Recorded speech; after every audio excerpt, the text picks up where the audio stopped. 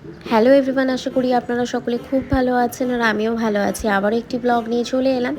দেখে বুঝতেই পাচ্ছেন কতটাই তোড়জোড়। হ্যাঁ, এখানে চিংড়ির মালাইকারি, দই কাতলা, মটন সবটাই এনেছে। পুরোটাই আমার মা নিজের হাতে গুছিয়ে গাছিয়ে রেঁধে বেঁধে তার জামাইকে জামাই ষষ্ঠীর দিন খুব স্পেশাল ভাবে আর কি দিনটা পালন করা হয়েছে।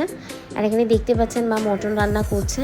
যদিও আমি মাটন খাই না, জামাই স্পেশাল বলে কথা, জামাইয়ের জন্য করা। আর এই বছর আর আগের বছর আমরা 2 বছর বাপের বাড়ি যাইনি, তো সেই মতো বাড়িতে এসেই মা সমস্তটাই নিয়ম নিষ্ঠা বিধি মেনেই মা করেছেন।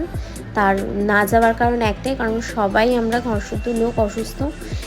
আমার শাশুড়ি মা থেকে শুরু করে আমার বাচ্চা থেকে শুরু করে সবাই। আর ওয়েদারটা এতটাই বাজে, তো সব ঘরে ঘরেই অসুস্থ হয়ে পড়ছে। তো তার জন্য মা আমার কাছে এসে কিছুদিন আছে।